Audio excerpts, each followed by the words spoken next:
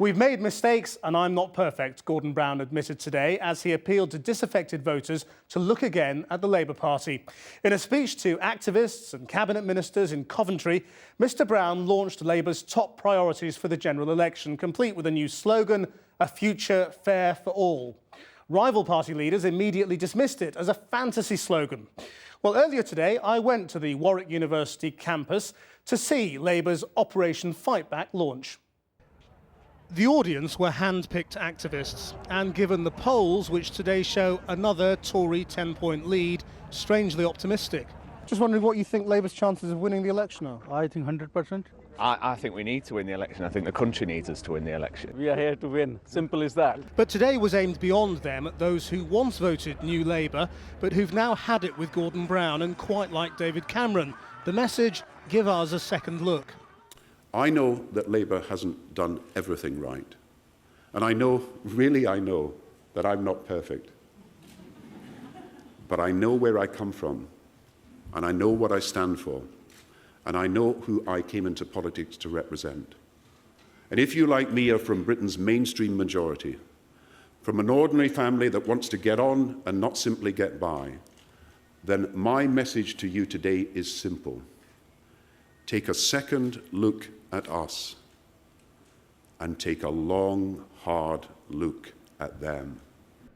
There's a blunt choice, he argued. Conservative austerity to wreck recovery or Labour optimism to secure it. Today we are setting out our plan to build that future fair for all. First, we must secure the recovery, not put it at risk. Second, we must support new industries and future jobs. Third, as we reduce the deficit and reduce it by half, we must protect and not cut frontline services. And fourth, we must stand up for the many, not the few. Gordon Brown's strategists believe the election will be won or lost amongst those families who live on between £18,000 and £40,000 a year. So they'll keep banging on about Tory inheritance tax cuts for the rich and cuts in vital services. If you talk Britain down in the middle of a recession and undermine confidence, real families really suffer. Because government is not a game. In his webcast this morning, David Cameron preempted the attack. He will say, with a straight face, that his is the party for the many, not the few. I think that is simply untrue.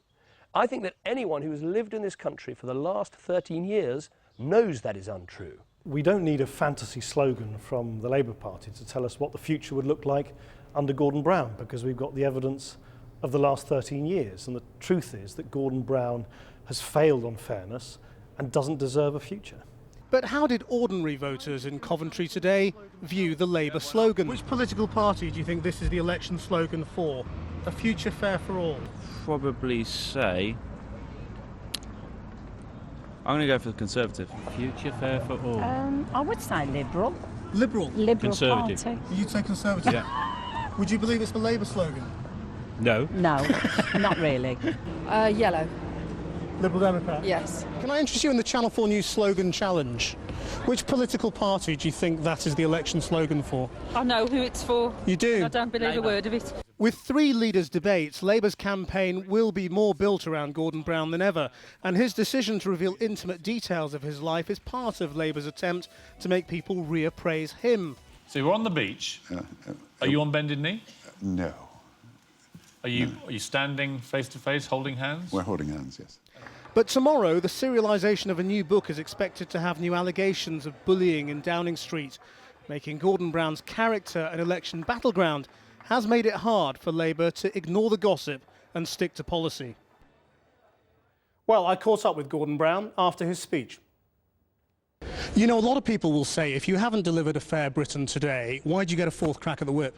Because we're delivering a fairer Britain and we're making progress all the time. But you know Britain is riddled with unfairness. You know, it's not fair that there's nearly 1 million young unemployed. It's not fair that RBS bankers are still getting massive bonuses when chorus workers whose taxes bailed them out are losing their jobs. There are all sorts of unfairnesses in Britain that you've failed to address, haven't you? That's why, if I may say so, we need a Labour government. Because, first of all, when it comes to helping people into jobs, we have a New Deal and we have action that the Conservatives oppose. But people always say you're the ones who got us into this mess. No, I don't think so. When it comes to bankers, we took the action that was necessary to restructure our banks, and we have got rules for bonuses that deprive people of getting short-term cash gains. At the same time, we put a 50% tax on bonuses, which is being paid over the next few weeks. And we're trying to get a global levy that will mean that one country is not discriminated against if it acts to deal with the banking problem, because you will not in future, if you can get that global action, have a regulatory and tax havens, which mean it's very difficult for Britain. You've been straight with people in your speech today about there having to be cuts. Yes. Whoever's in government next time. But you use this phrase, no cuts in frontline services in hospitals, schools and police. You're not saying, though, are you, that there won't be any cuts in hospitals, schools and police? We've announced the budgets for the National Health Service front line and for schools at the front line. What's the front line? That's what people don't understand. Let me just explain.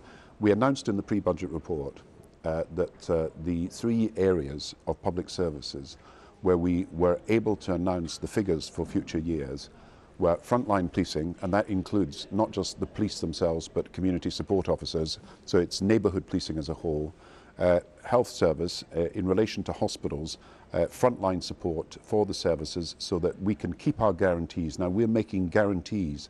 So there will be cuts, there just won't be frontline cuts, as you say. Look, in the last spending round, I was the Chancellor, I cut 7 departments. In 1997, I was the Chancellor and we had to take very tough action. Now, I think when people look at the choices here, we're protecting frontline services, we're getting the deficit reduction by half over the next 4 years.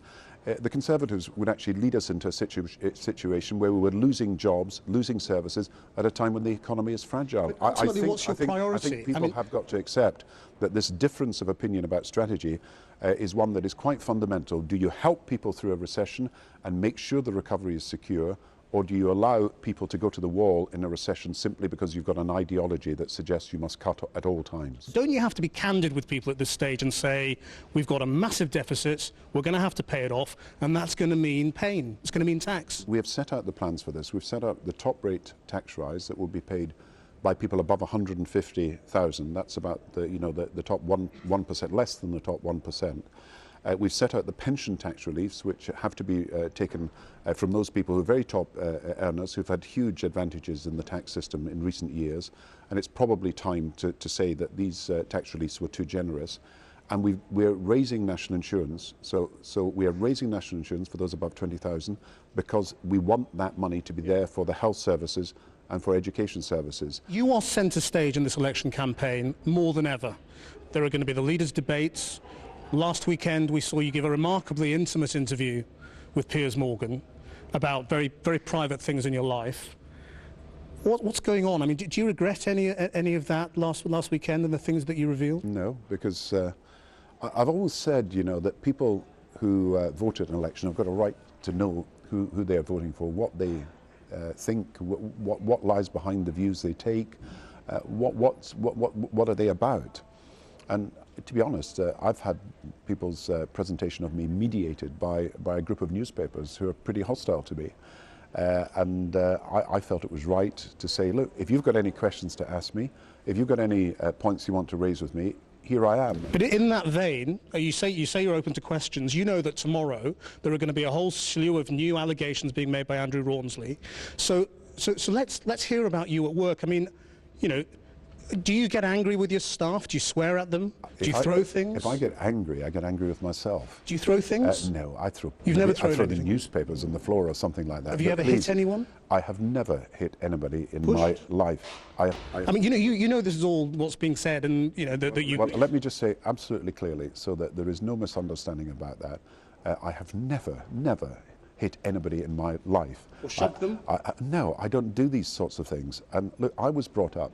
My father, I never heard him say an unkind word about anyone. And I always think when you're in the heat of the moment, you say things sometimes, and of course you do get angry mostly with yourself. But I'm very strong-willed, I'm very determined.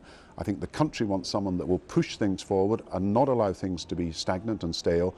And every morning I get up with a determination to do my best for this country.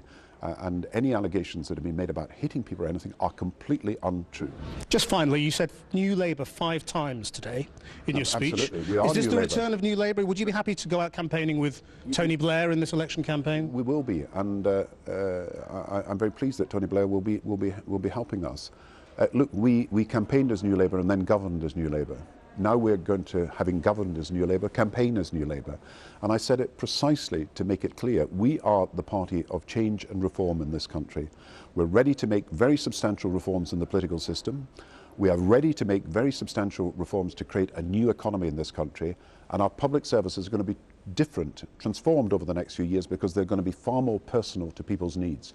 So it's a new economy, a new society and a new politics that meets the challenges of new problems that have arisen as a result of the globalization of the economy. We're in a new era. We will need new industries.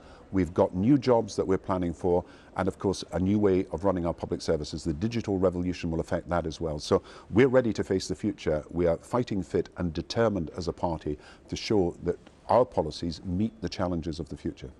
Gordon Brown, thank you very much indeed, and many happy returns. Thank you.